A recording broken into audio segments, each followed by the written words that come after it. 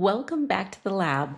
I'm Jen and hosting this quick micro episode today for those of you who need some quick fundamentals on how to actually unlock your CliftonStrengths report.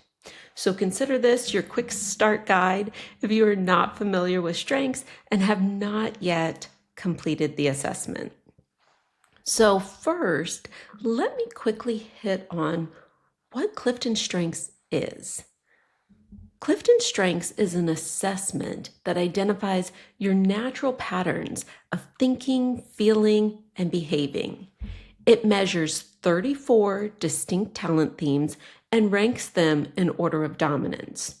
When you purchase the assessment, you have the choice to uncover your top 5 or your full 34 themes. You can start with your top 5 and then always unlock your full 34 without having to retake the assessment. For me, I worked with my top 5 for many, many years before even unlocking my full 34. And you know what? It gave me a great opportunity to learn those top 5 themes extremely well. So I also want to tell you, I am certified in multiple assessment tools, such as MBTI and DISC, but I always go back to CliftonStrengths because it is grounded in decades of research, easy to apply immediately, and it aligns to positive psychology. So this tool isn't about fixing what's wrong with you or fixing weaknesses. It's about understanding and developing what people naturally do best so that you can build on your areas of greatest potential. Gallup research has shown that people thrive when they operate from a place of strength, and individuals who focus on their strengths are more engaged, productive, and fulfilled. So let me take this one step further for you, depending on what lens you're listening to this podcast with.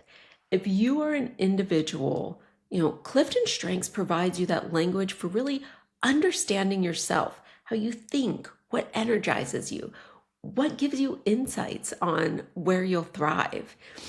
It can help you make better decisions about roles and projects, relationships by leaning into what comes naturally rather than trying to force yourself into a mold that doesn't necessarily fit. Now, if you're part of a team or an organization, it creates a shared vocabulary. When team members understand how they show up along with one another's strengths, they can work more effectively, communicate with greater ease, and appreciate differences as assets rather than obstacles. It actually transforms friction into opportunity and strengthens collective success. So here's what you need to do to unlock your report.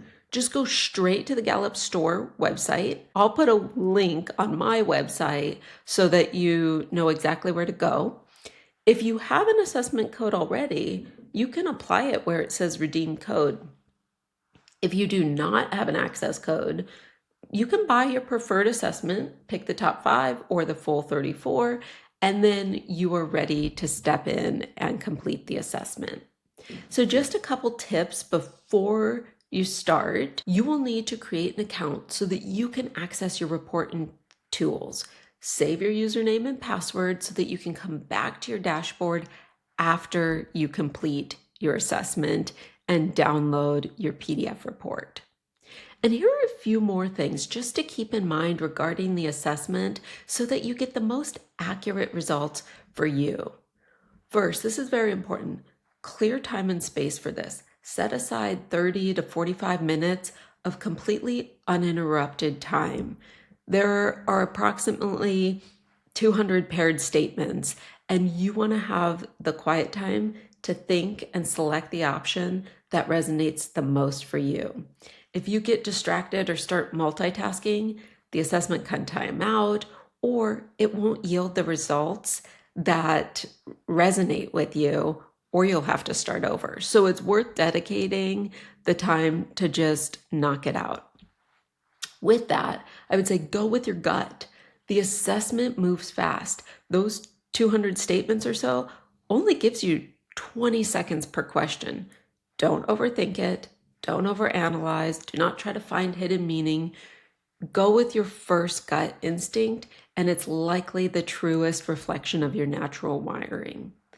And here's a big one that I see catches people often.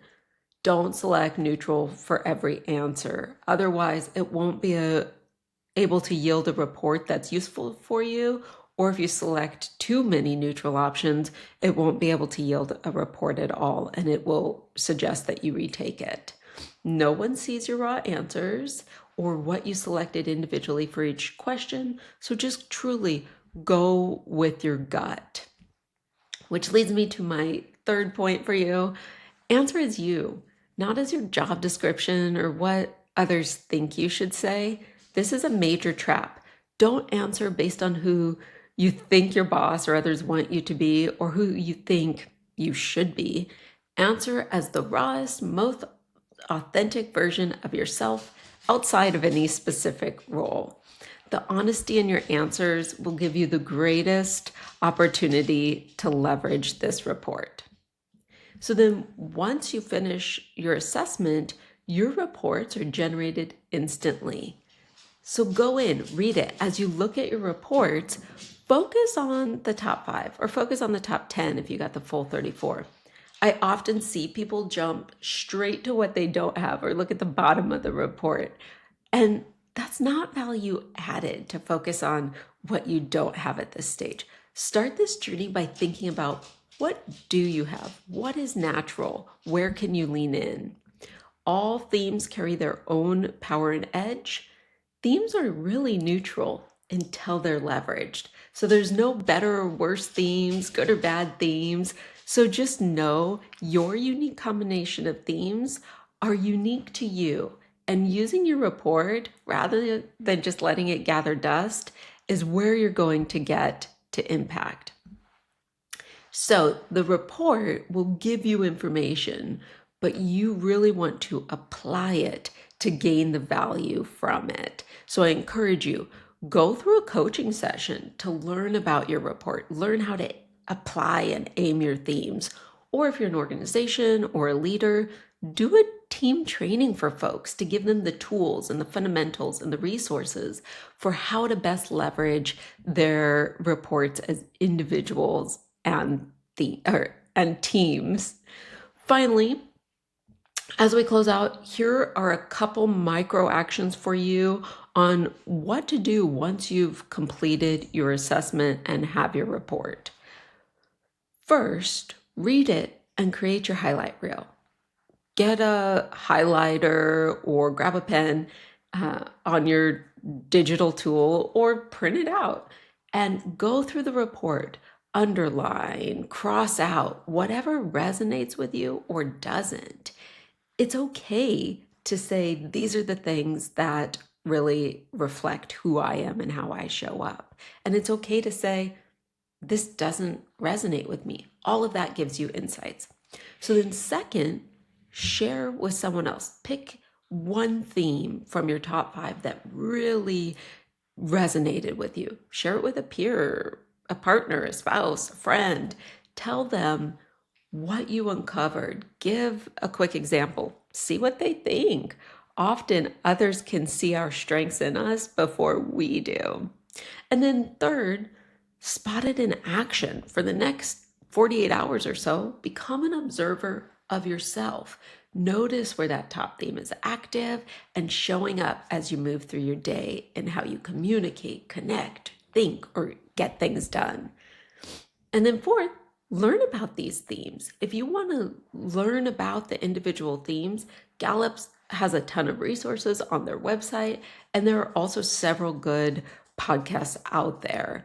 I talk about application of strengths, but others talk about the specific strengths, and they really do a great job of identifying what these themes look like in action. So I will actually put some of those resources on my website for you too. So that's it. That's our micro episode today. This isn't complicated. Take 30 minutes of your time, go with your gut, and you'll have a roadmap of insights to your highest level of potential and performance. So thank you for joining me today, and I will see you soon again in the lab.